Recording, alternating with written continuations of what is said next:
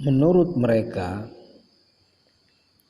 majelis zikir itu adalah majelis bid'ah.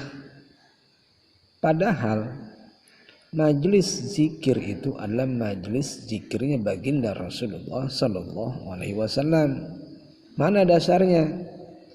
Dijelaskan dalam hadis yang sahih menyatakan, "Ija marartu bi riyadil jannah farta'u." Hai para umatku, wahai kaumku, kata baginda Nabi Sallallahu Alaihi Wasallam, jika kalian melewati taman-taman surga, maka merumputlah kalian di sana. Qalu, berkata para sahabat kepada Rasulullah, wa ma riyadul jannah, apa itu yang disebut taman surga yang ada di muka bumi ini ya Rasulullah? Qala, berkata baginda Rasul menjawab, khilafu zikri. Taman-taman surga itu adalah perkumpulan zikir yang di dalam riwayat yang lain pun, di dalam hadis-hadis sahih Muslim dijelaskan, baginda Rasul menyatakan, la yu'uddu qaumun yazkurunallaha ta'ala azza wa jalla. Tidaklah suatu kaum duduk bersama lebih daripada satu orang, 2, 3 atau 4, tidak terbatas berapa banyaknya duduk kaum tersebut, lebih dari satu orang manusiakah dia duduk bersama, tidak lain untuk apa? Yaitu yazkurunallaha azza wa jalla, yaitu untuk berzikir kepada Allah azza wa jalla, ila abal'umul malaikata, tidak lain kecuali para malaikat akan berkumpul menaungi mereka. Dan di dalam riwayat yang lainnya, fayahubu ila sami'ud dunya, mereka menaungi majlis-majlis tersebut. Orang yang berkumpul bersama berzikir kepada Allah akan dinaungi oleh malaikat dengan sayap-sayap mereka pada sampai langit yang pertama.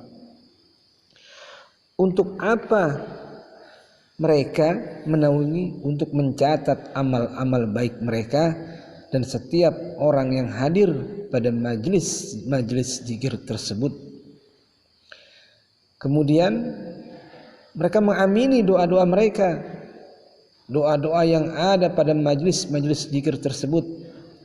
Mereka membawa rahmat dari Allah tabaraka wa ta'ala pada semua orang yang hadir pada majlis zikir. Wa ghasyahumur rahman, dan Allah azza wa jalla akan menurunkan rahmat bagaikan hujan-hujan yang deras. Wa nazalat alaihimus sakinah, dan Allah akan menurunkan ketentraman kepada orang-orang yang senang, orang-orang yang suka duduk di majlis zikir. Wa zakarahumullahu fi ma indah, dan Allah azza wa jalla akan membangga-banggakan mereka di hadapan para malaikatnya.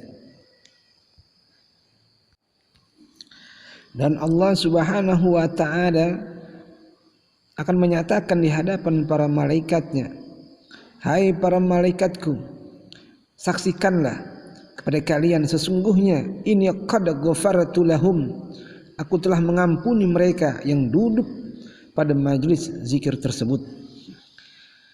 Di dalam Sahih Muslim ada riwayat lain yang menceritakan salah satu malaikat instruksi kepada Allah,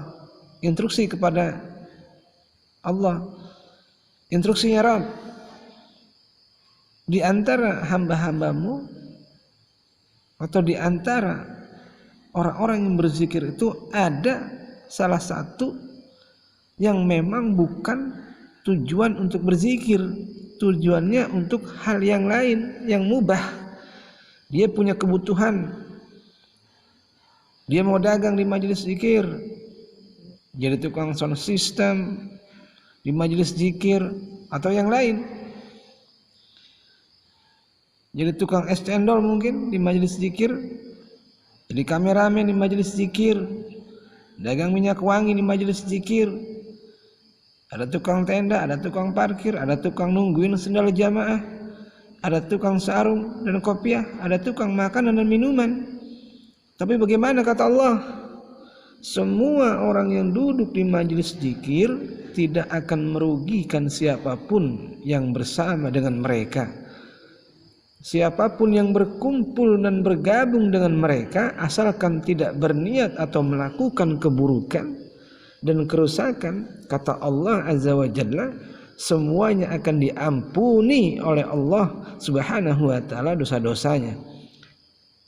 Jadi sangat beruntung jika kita orang yang istiqomah pergi lalu duduk hadir di majelis zikir, ya walaupun bacaan zikirnya itu aja, ya tetap Allah Azza wa Jalla akan mengampuni mereka semua. Allah akan menurunkan rahmat.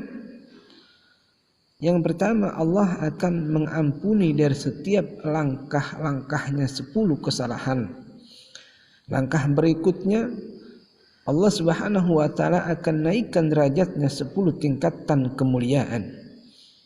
Langkah berikutnya, Allah Subhanahu wa taala akan memberikan 10 rahmat dari Allah Subhanahu wa taala.